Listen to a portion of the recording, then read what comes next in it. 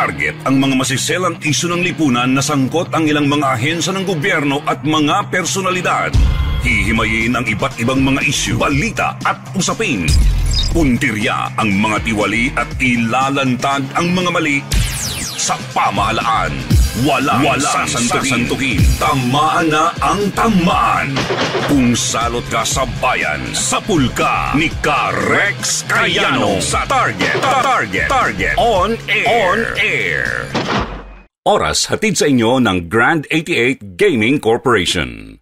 Ito, pag-usapan nga natin at hindi pa daw humalinaw kung magkakaroon po ng ceasefire sa pagitan ng militar at Communist Party of the Philippines o New People's Army ngayong nalalapit na hutong Kapaskuhan.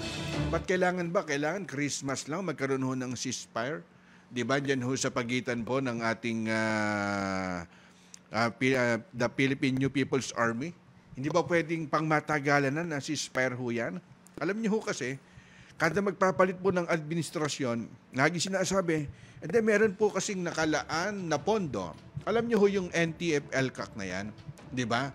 Yan ho yung tinapyasan na napakalaking pondo. Kasi nung panahon ho ni Drilon, dyan ho sa Senado, mga kaibigan, isa ho yan sa kino-question ho nila, di ba? Teka, bakit ba ho napakalaki ng pondo? Yung NTF-ELCAC na yan, saan ho ba nilalaan po yung pondo na yan?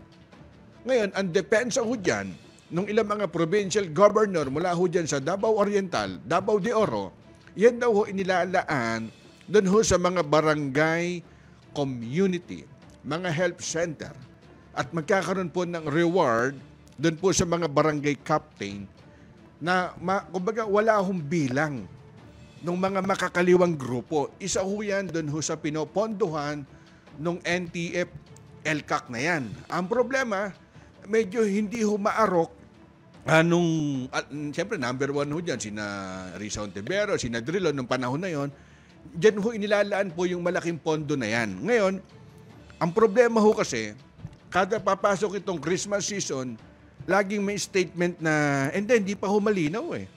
Kung magkakaroon po ng ceasefire, sinasabing tigil putukan. Di ba sa pagitan po ng mga New People's Army, dahil nalalapit na itong Christmas season.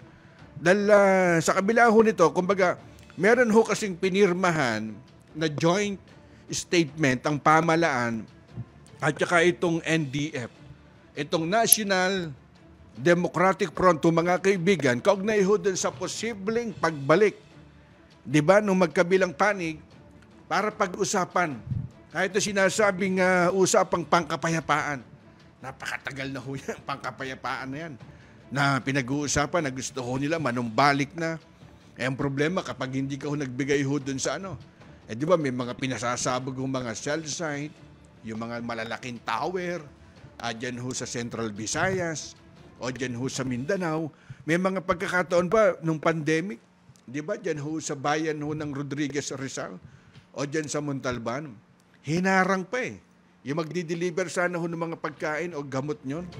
Ang tanong, paano ho mangyayari sinasabing yung tigil putukan doon ho sa pagitan na yan? Maganda hong pakinggan ho yan.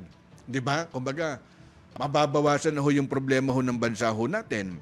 Kasi makalipas po yung 4 na taon, di ba matapos nga hong ipatigil ni dating Pangulong Digong yung peace talk ko sa pagitan po ng CPP-NPA at saka ho ng National Democratic Front, mga kaibigan, nung last 2019, kumbaga pinatigil ho niya.